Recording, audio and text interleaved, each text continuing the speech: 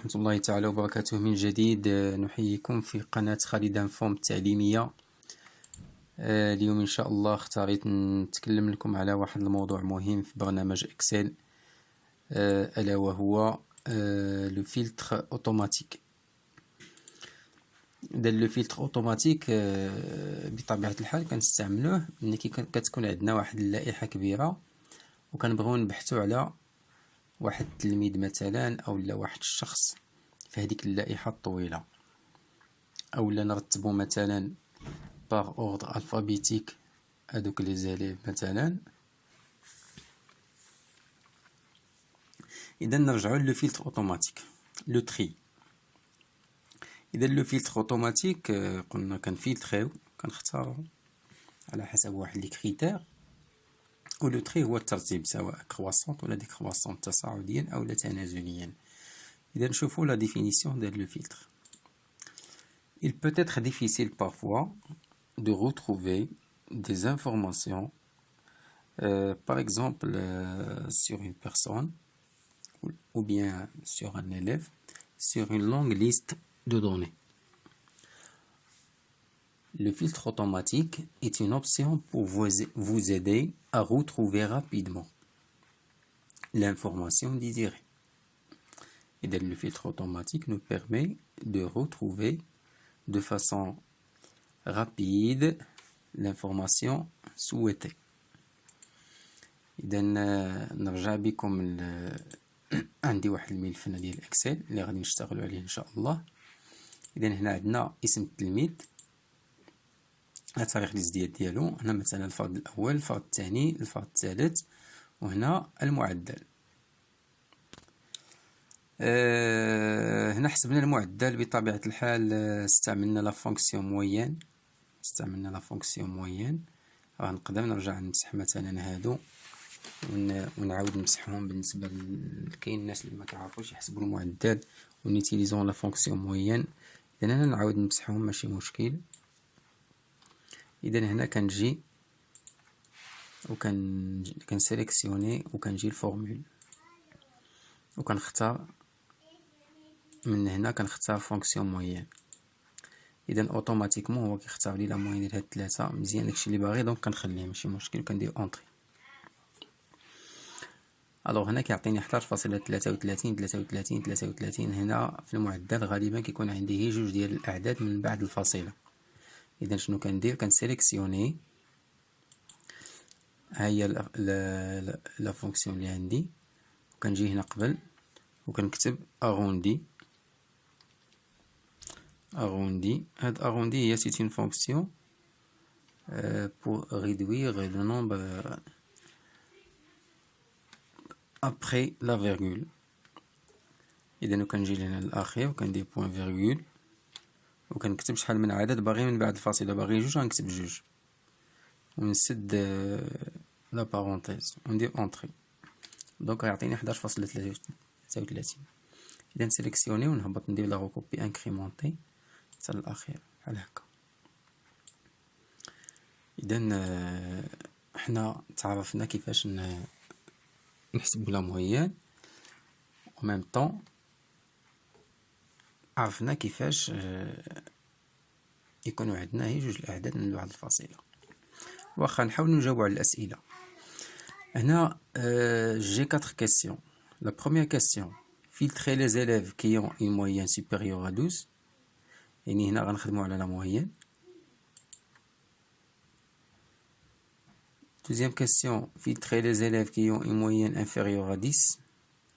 Troisième question: filtrer les élèves qui ont une moyenne comprise entre 10 et 14, يعني محصورة ما بين 10 و 14. Quatrième question: trier les moyennes des élèves d'une manière décroissante. إذا أول حاجة كنسيليكسيوني هاد لا لين الأولى وكنمشي لدوني لو مني دوني وكندير فلتري. هي فلتري. دونك كندير فلتري. كيلاحظوا كيعطيني هاد لي فلاش، هما هاد لي فلاش كيعطيهم لي هنا فيهم كاملين. اذا بالنسبه للسؤال ديالي كيتعلق بلا موين. اذا غادي نمشي اوتوماتيكمون لا موين المعدل. شنو طلب مني؟ نفلتري، يعني نختار فقط التلاميذ اللي عندهم معدل أكبر من 12. إذا غادي نجي لهنا وغادي نهبط الفلتر نيميريك وغادي نختار سوبيريور أ، ها هي. إذا هنا عندي المعدل إي سوبيريور أ، كنجي لهنا وكنكتب 12 وكندير أوكي. إذا أوتوماتيكمون كيعطيني فقط التلاميذ اللي عندهم معدل أكثر من 12. شحال عندي ديال التلاميذ؟ 1 2 3 4، عندي 4 ديال التلاميذ. مزيان.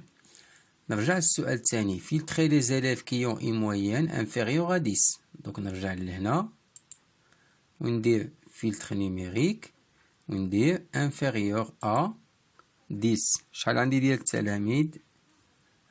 هيا inférieur à 10، ندير اوكي. شحال عندي ديال التلاميذ اللي المعدل ديالهم صغر من 10؟ عندي 2 4 5 ديال التلاميذ. مزيان. السؤال الثالث، filtrer les élèves qui ont une moyenne comprise entre 10 et 14. إذا غادي نرجع دائما كنشتغل على المعدل لأن السؤال كيتعلق بالمعدل، وغادي نقلب على comprise entre ولا entre. هي entre عندي هنا.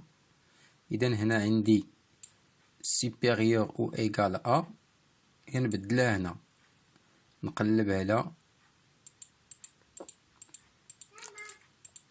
إذا هنا خص المعدل بطبيعة الحال. أنا ما عنديش كومبريز، هذا نقلب هنا ما عنديش نهائيا. عندي خص المعدل. شنو معنى كومبريز اونتر؟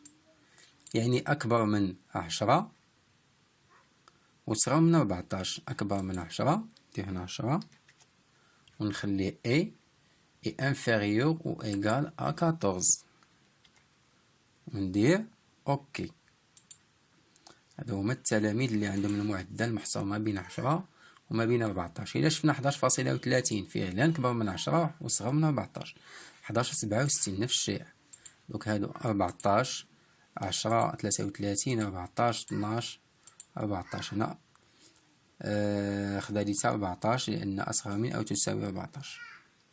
كنظن الإكزيرسيس بسيط جدا. ندوزو للسؤال الرابع، trier les moyennes des élèves d'une manière décroissante.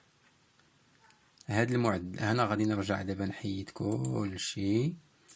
غادي نحيد افاسي لو فلتر باش ما يبقاش عندي لو فلتر. لاحظوا ملي كيكون عندي لو فلتر عندي هاد ليكون ديال لو فلتر، غادي نحيدو. غادي يرجع لي لا ليست كما كانت، ما بقاش عندي لو فلتر. اذا تريي يعني نرتب المعدل ديال التلاميذ دين مانيير ديكرواسونت، يعني غيكون عندي الفوق اعلى معدل وانا هابط. اذا نجي لهنا ندير تريي هنا دي بلي بوتي او بلي غران، لا دي بلي غران او بلي بوتي. كليك على هادي خصو يعطيني اكبر معدل 14 14 14 13 33 12. اذا حنا غاديين حنا ديكرواسونت، اذا بشكل تنازلي الى الاخر. لأن في التاريخ عطاونا بعض الخطرات كيقول لك نرتبوا التلاميذ على حسب الأسماء ديالهم.